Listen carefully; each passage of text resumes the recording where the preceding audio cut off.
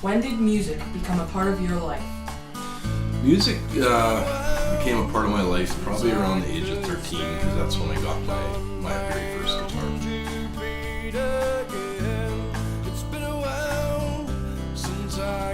What inspired you to become a musician?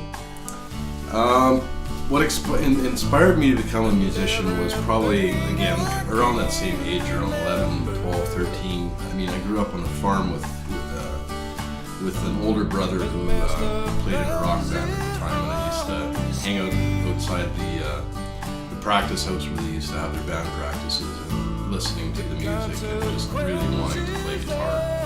And it was like a year later that my mom and dad bought me my first acoustic guitar when I was 13. What genres of music do you find most inspiring? The genres of music that I find most inspiring would be Latin is one, like kind of like Carlos Santana, that type of stuff. I mean, that kind of branches into some other things like Afro, Cuban, that kind of stuff. That's the most influential to me and the most inspiring. However, I mean, there's many genres that I can appreciate, but those kind of give me the drive to learn new. What is one of your fondest musical memories? One of my fondest musical memories would be, I think I was about 16. Yeah, I had my driver's ready, and I remember going into Winnipeg, and at that time, I mean, we had Long and McQuaid's, and we had, I'm not sure if we had, yes, we had Pop's music. I don't know about Mother's music, but then there's also the Yamaha store, which was on Portage Avenue. Actually, they're still in the same location, but I remember driving into Winnipeg and going down to the Yamaha music store and going in there and just picking up a Strat off the wall there, and I was plunking around and I was playing one of the few songs I knew at that time, which was Taking Care of Business. And I was, kind of zoned out, doing my own thing like you usually are when you're in a music store. And all of a sudden I had somebody come up behind me and tap me on the shoulder.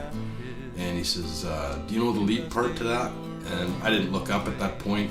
And I just said, no, I just know that I'm just learning. I just know the rhythm part. And he says, well, how about I help you out? I'll show you how to play that part. So, not really thinking anything of it, and I just, sure, whatever. I was kind of awkward, like being a newbie to the guitar world, and all of a sudden the guy that sits down beside me is Randy Bachman himself from Bachman Turner Overdrive. And so he sat down with me and I played my little rhythm section from Taking Care of Business that I knew, and Randy put in the lead part, which was pretty cool. I couldn't believe it when I was walking out of the store. I went up to the counter yet, and I said, that was who I think it was, right? And the store salesman was laughing, and he said, yeah, he says, Randy stops in here every time he's in Winnipeg. So that was probably the biggest or coolest thing that's happened to me. What would you like to accomplish in your musical career? It's not like I'm looking for any extreme stardom or fame. I just I love to play. Music is my release. It's my happy place. I want to get out there and I want to play more, which I'm starting to do. I play together with some buddies of mine as well as my son.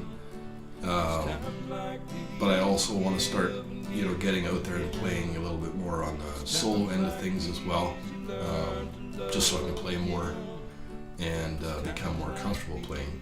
And yeah, I just want to keep sharing my music, and whether it goes big or it goes nowhere, as long as people are enjoying it when I'm playing, that's all that matters to me. How do you balance music with your personal life? Music with my personal life can be a little bit interesting sometimes because I drive truck for a living, and now finally I'm a local truck driver, so I am home for every night, but they're often very long days. And then when I come home, I like to spend time with my family. So it gets a little bit interesting sometimes trying to shuffle it so that I can still get my time in, but I make it work. Even if it's just picking up the acoustic for 10 minutes and plunking on it in the evening just to try and keep it fresh. It works. It's just sometimes it's a challenge to juggle, but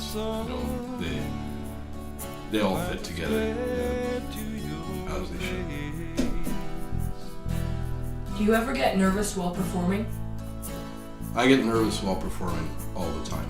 It's gotten better, over the last couple of years because I've been playing out more, and I'm also playing with other people.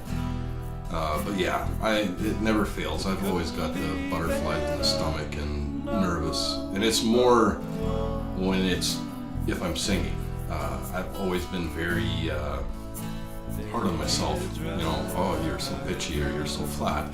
So I get nervous, and once it takes me a few songs, and then once I'm past that, then I get into my comfort zone and things are good. How do you handle mistakes while performing?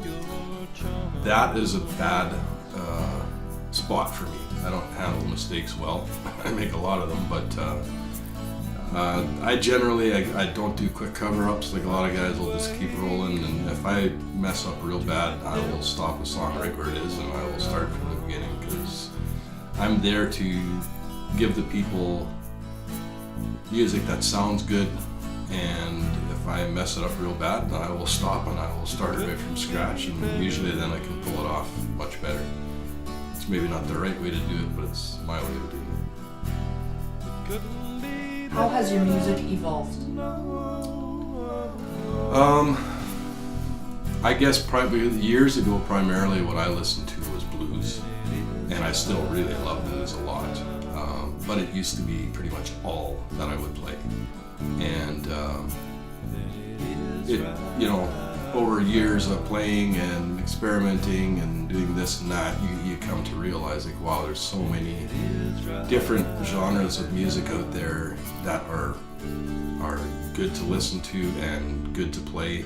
I mean, I'm playing some stuff now that I never thought I would, with the help of looper pedals and stuff like that. But yeah, I mean, I think it just comes with age. As you mature, you get into different zones, or I guess not age, but as an aging musician, maybe you get into different areas and different realms, and you see, like, wow, we can make this into a much bigger thing and entertain much bigger venues by doing it this way.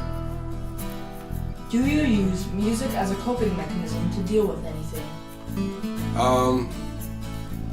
Not on a big scale, but I mean, music, there's a saying, when words fail, music speaks. That's a big thing too, and it's very true. And it's just like another saying, music is what feelings sound like, and that's probably the most accurate from all descriptions, in my opinion. And that is because through music, song, singing, just playing, you can express every emotion that's out there. You can express sadness, you can express anger, you can express happiness, all of it. It's just crazy. Do you have a time that music especially helped you through a difficult time or decision?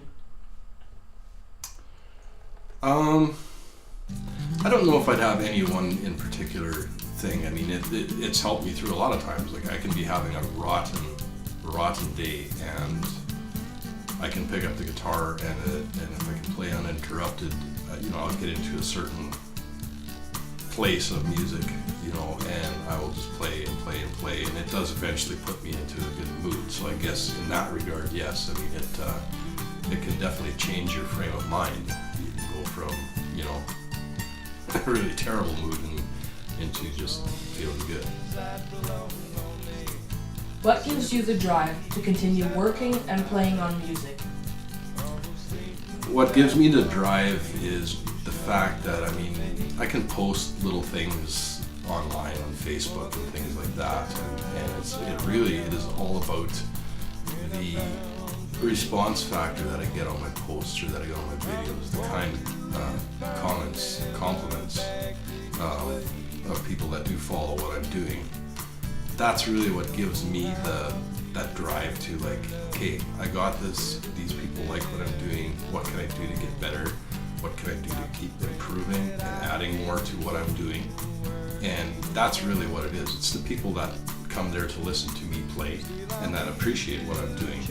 Those are the people that give me the drive to continue with my music.